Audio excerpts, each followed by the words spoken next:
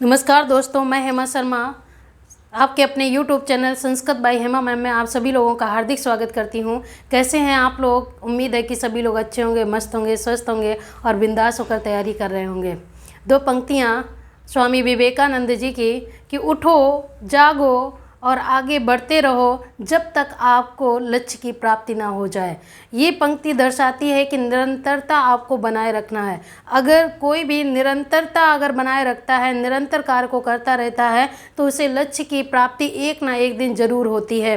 तो आप लोग भी उम्मीद अपनी मत तोड़िए, उम्मीद अपनी बना के रखिए। अगर आप उम्मीद के साथ में किसी कार्य को करते हो तो सफलता एक ना एक दिन ज़रूर मिलेगी।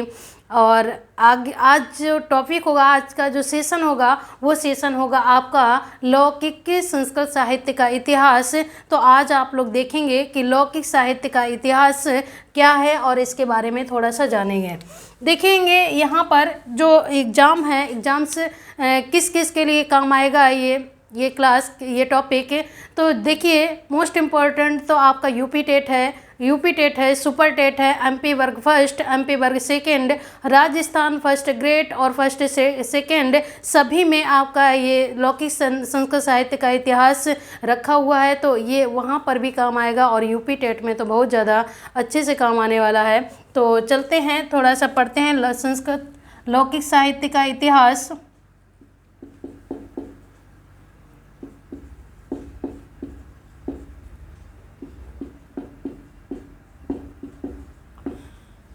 लौकिक साहित्य का इतिहास, संस्कृत लौकिक, ये देखिए संस्कृत का है, ठीक है। संस्कृत लौकिक साहित्य का इतिहास, इसके बारे में हम लोग थोड़ा सा जानेंगे। सामान्य परिचय इसका देखेंगे हम लोग।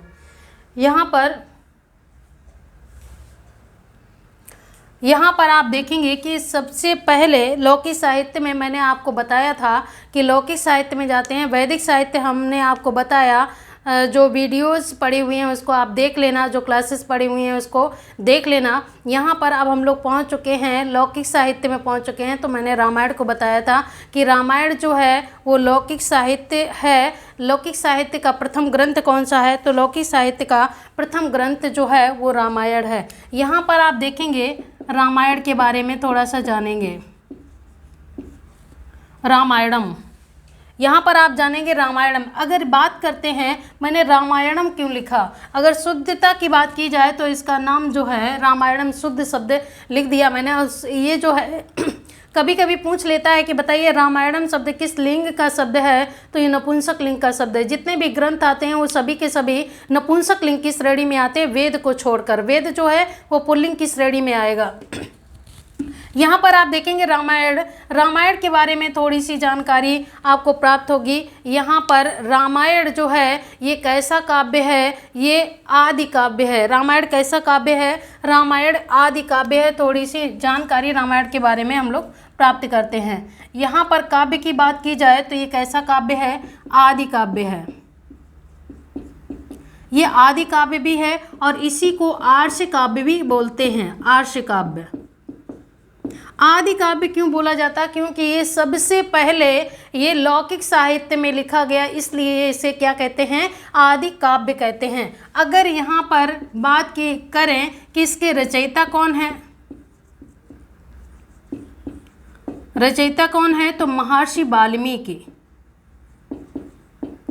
महर्षि वाल्मीकि जी, महर्षि वाल्मीकि, इन्हीं को आदि कवि या आदि कवि के नाम से भी जाना जाता है। आदि कवि कौन है? तो आदि कवि कौन है? सबसे पहले रचना करने वाले कौन है? तो वो हैं आपके महर्षि वाल्मीकि। इनका अन्य नाम है आदि कवि भी के रूप में भी ये जाने जाते हैं। यहाँ पर आप देखेंगे कि इसको आदि काव्य भी कहते हैं, आर्ष काव्य भी कहते हैं। देखिए, दो ऐसे महाकाव्य हैं जो आर्ष काव्य की श्रेणी में आते हैं, एक आपका रामायण और एक आपका महाभारत। अगर आदि काव्य की बात करते हैं तो सिर्फ रामायण आएगी, महाभारत आदि काव्य की श्रेणी में नहीं आएगी। अगर इसकी विधा की बात करते हैं कि ये इसकी विधा क्या है, तो ये महाकाव्य है। ये महाकाव्य, पहला लौकिक संस्कृत साहित्य का पहला महाकाव्य, तो ये क्या है, रामायण है। यहाँ पर आप देखेंगे कि ये विभाजित है, किसमें विभक्त है, विभाजित किसमें है, विभक्त किसमें है, तो ये कांडों में विभक्त है। किसमें, कांडों में।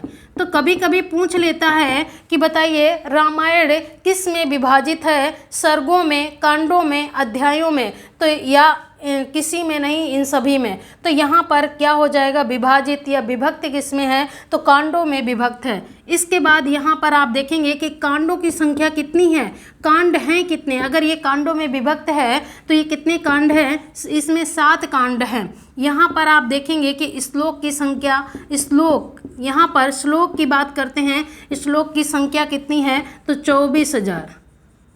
श्लोकों की संख्या क्या है, 24,000। यहाँ पर श्लोक कितने प्राप्त होते हैं, 24,000 श्लोक प्राप्त होते हैं। अन्य नाम की बात इसमें जानेंगे कि इसको अन्य नाम के नाम से भी, अन्य के नाम, जो इसका अन्य नाम है, किस नाम से भी जाना जाता। यूपी टेट में ये क्वेश्चन पूछा गया था कि बताइए रामायण का अन्य नाम क्या है। तो यहाँ पर आप देखेंगे कि रामायण का अन्य नाम क्या है। ये देखिए जितने यहाँ पर श्लोक की संख्या है उन्हीं को हम संस्कृत में लिख देंगे, वही इसका अन्य नाम भी या दूसरा नाम भी हो जाएगा। देखिए 24,000, 24 को क्या कहते हैं संस्कृत में, काउंटिंग जब हम लिखते हैं, गिनती को लिखते हैं तो क्या कहते हैं, 24 को क्या कहते हैं, चतुर्विंशति। क्या बोलते हैं, चतुर्विंशति।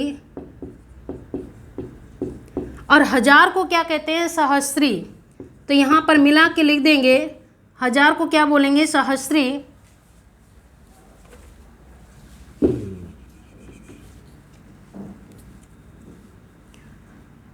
चतुर्विंशति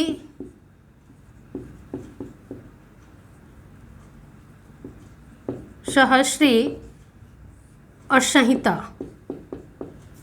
संहिता क्यों लिख दिया, संहिता का मतलब होता है संधि या मेल हो जाना, ठीक है। चतुर्विंशति सहस्री संहिता, ये देखिए चतुर्विंशति और 24 और सहस्री मीन्स 1000, 24,000 का मेल हो जाना ही क्या कहलाता है, चतुर्विंशति सहस्री संहिता, जो कि रामायण का अन्य नाम है। ये क्वेश्चन कई बार पूछा गया, जो भी संस्कृत का पेपर हुआ उसमें भी कई बार ये क्वेश्चन पूछ लिया गया। इसके बाद आप देखेंगे कि यहाँ पर सर्ग भी हैं। सर्गों की, कुल सर्गों की संख्या यहाँ पर कितनी है,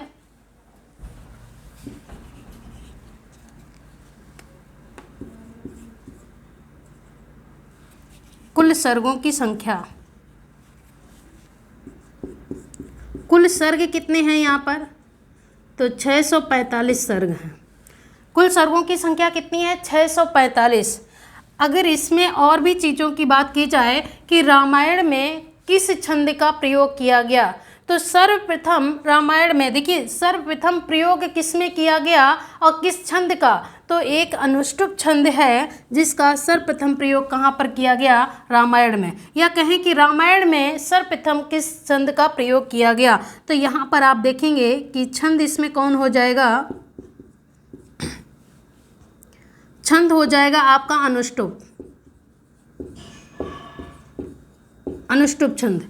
देखिए अनुष्टुप छंद में क्या होता है, इसके प्रत्येक चरण में 8 वर्ण होते हैं। ये वार्णिक छंद है, इसके प्रत्येक चरण में 8 छंद पाए जाते हैं। इसके बाद आप देखेंगे कि इसमें रस कौन सा है, इसमें रस भी है। आपने देखा कि रामायण में, पूरी रामायण में करुणा ही करुणा भरी रहती है, तो इसलिए इसमें रस कौन सा हो जाएगा, तो इसमें रस करुण रस हो जाएगा, करुण रस। यहाँ से क्वेश्चन बहुत ज़्यादा पूछ लेता है कि बताइए रामायण में किस रस की प्रधानता है, तो करुण रस की प्रधानता है। रामायण में किस छंद का प्रयोग किया गया, तो रामायण में अनुष्टुप छंद का प्रयोग किया गया। कुल सर्गों की संख्या कितनी है, तो 645 है। चलो ऊपर से फिर से पढ़ देते हैं। यहाँ पर इससे बहुत सारे क्वेश्चन पूछ लिए जाते। अब यहाँ पर आपने देखा कि रामायण को किस नाम से जानते हैं? आदि काव्य के नाम से भी जानते हैं, आर्षि काव्य के नाम से भी जानते हैं। रचयिता कौन है? महर्षि वाल्मीकि हैं, इन्हीं को ही आदि कवि के नाम से जानते हैं। विधा क्या है? विधा इसकी महाकाव्य है, ये महाकाव्य की श्रेणी में आता है। विभाजन इसका विभाजित किस में विभाजित है? तो ये कांडों में विभाजित है। यहाँ से भी क्वेश्चन बहुत ज़्यादा पूछे जाते हैं कि बताइए कि रामायण किस में विभाजित है? तो कांडों में विभाजित है। कितने कांड हैं? तो 7 कांड हैं। श्लोक की संख्या कितनी है? तो 24,000 श्लोकों की संख्या है। अन्य नाम क्या है? चतुर्विंशति सहस्री संहिता है। इसके बाद कुल सर्ग इसमें कितने हैं? तो 645 कुल सर्गों की संख्या है। इसमें कौन सा छंद प्रयोग किया गया? तो सबसे पहले इसमें अनुष्टुप छंद का प्रयोग किया गया। रस कौन सा है? तो इसमें करुड़ रस है। तो ये मैंने आपको सामान्य परिचय रामायण का आपको बता दिया।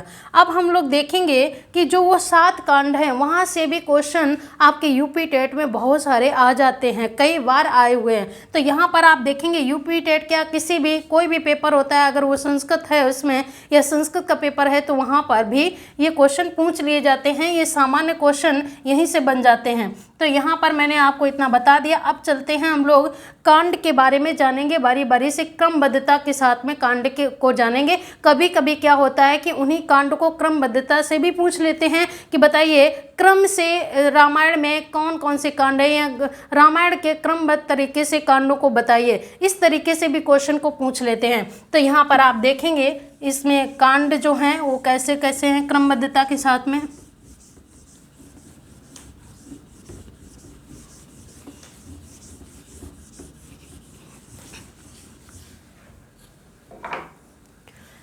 देखिए रामायण में कांड देखेंगे, ठीक है, यहाँ लिख देते हैं रामायण।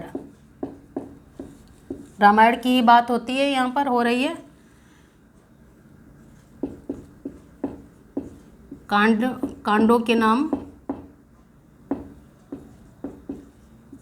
कांडों के नाम ये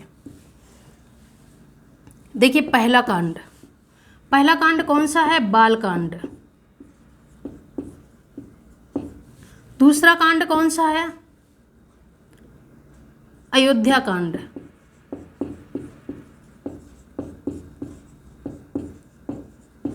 तीसरा कांड कौन सा है? अरण्य कांड। चौथा कांड किष्किंधा कांड।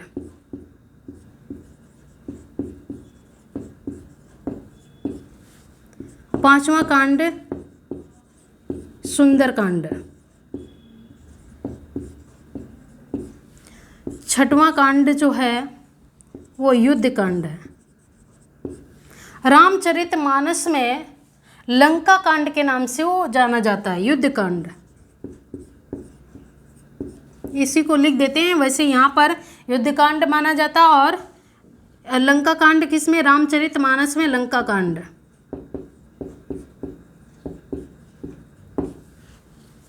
इसके बाद 7वें नंबर का हो जाएगा उत्तरकांड। अब यहाँ पर आप देखेंगे, ये देखिए पूरे क्रमबद्ध तरीके से मैंने यहाँ पर कांडों के नाम लिख दिए। अब याद कैसे करना, अब ये भी थोड़ा देख लेते हैं कि बाल कांड में सर्गों की संख्या कितनी है। सर्ग यहाँ पर देख लेते हैं कि सर्गों की संख्या कितनी है। तो 77 सर्ग हैं यहाँ पर। इसमें कितने सर्ग हैं? तो 119 सर्ग। अरण्य कांड में कितने सर्ग हैं? तो यहाँ पर 75 सर्ग हैं। किष्किंधा कांड में कितने सर्ग हैं? तो 67। सुंदर कांड में 68 सर्ग। और युद्ध कांड या लंका कांड में 128।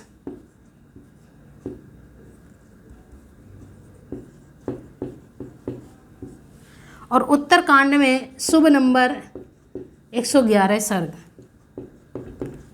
टोटल सर्गों की संख्या कितनी हो गई? 645। कुल सर्ग 645। काउंट करके आप देख लीजिए। यहाँ पर आप देखेंगे कि ये जो बाल कांड है, बाल कांड में आप ये सभी सर्ग देखेंगे कि इसमें कौन सा ऐसा सर्ग है जो सबसे कम सर्ग है। ऐसा कौन सा कांड है जिसमें सबसे कम सर्ग है, देख कर ही आप बता सकते हो। आप देखेंगे कि सबसे कम सर्गों वाला कौन सा है, बाल कांड आपको दिख रहा होगा 77, सॉरी नहीं, यहाँ पर आपको दिख रहा होगा 60, सबसे कम वाला दिख रहा होगा 67। तो इसमें ये सबसे छोटा कांड है। कैसा कांड है? सबसे छोटा कांड की बात की जाए तो यहाँ पर सबसे छोटा कांड, सबसे छोटा कांड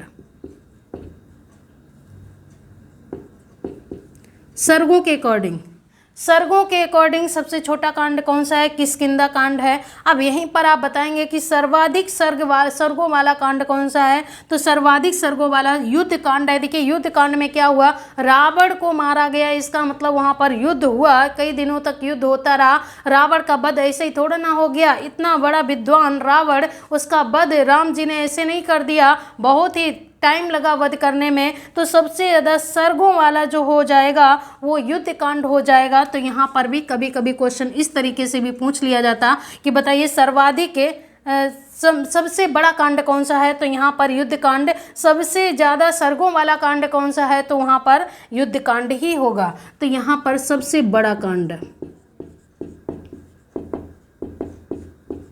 सबसे बड़ा कांड कौन सा हो जाएगा? युद्ध कांड।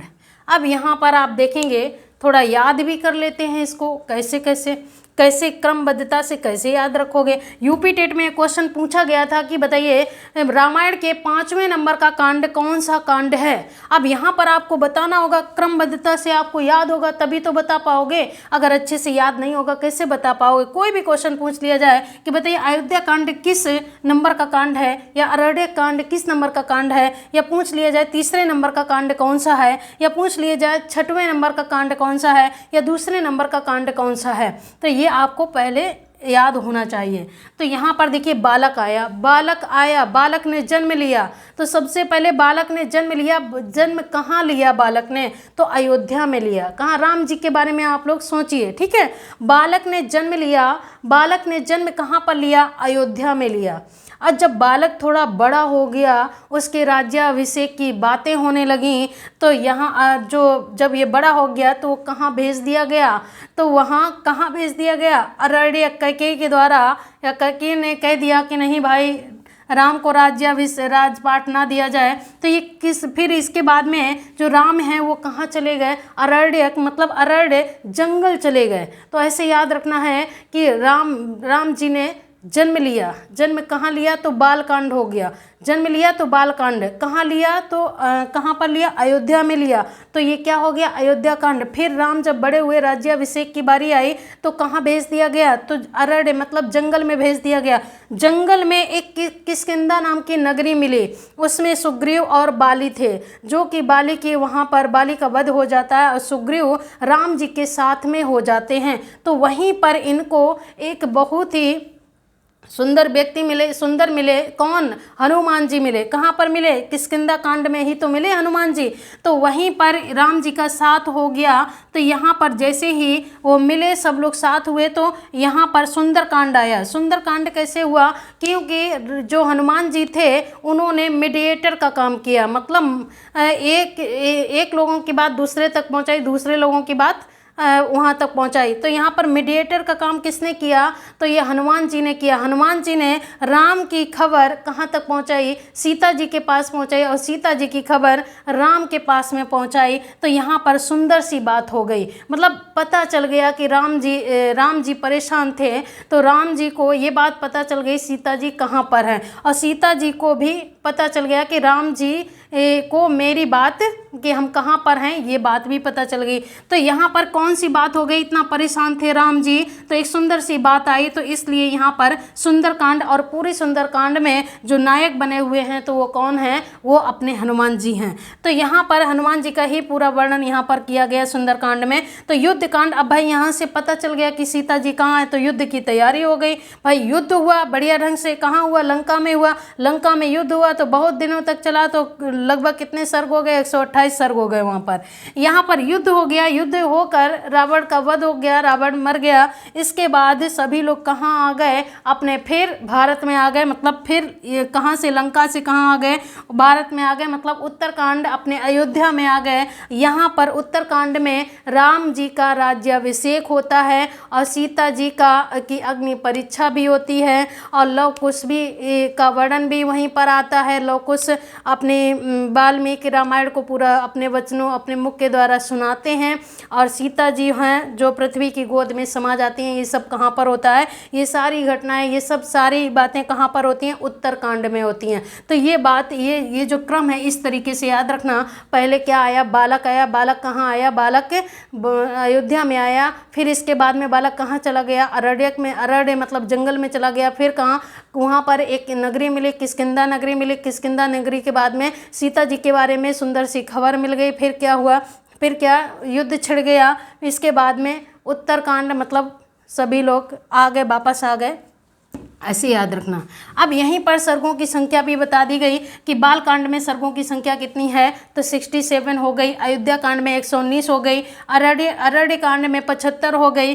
किष्किंधा कांड में 67 हो गई, और सुंदर कांड में 68, और युद्ध कांड 128, उत्तर कांड में 111, और कुल मिलाकर सर्गों की संख्या कितनी हो गई, 645। अब यहीं पर पूछ लिया जाए कि बताइए किस कांड में सीता हरण हुआ था। सीता का हरण किस कांड में हुआ था, जंगल में राम जी, सीता और जी, लक्ष्मण जी तीनों गए हुए थे, वहीं पर तो सीता जी का हरण हो गया था। तो यहाँ पर क्या हो जाएगा, सीता हरण किस कांड में हुआ, तो किस कांड में हुआ, अरण्य कांड में हुआ। अगर यहाँ पर कह पूछ लिया जाए कि बाली का वध किस कांड में हुआ, तो बाली वध किस कांड में हुआ, तो किस कांड में हुआ, बाली वध किष्किंधा कांड में हुआ।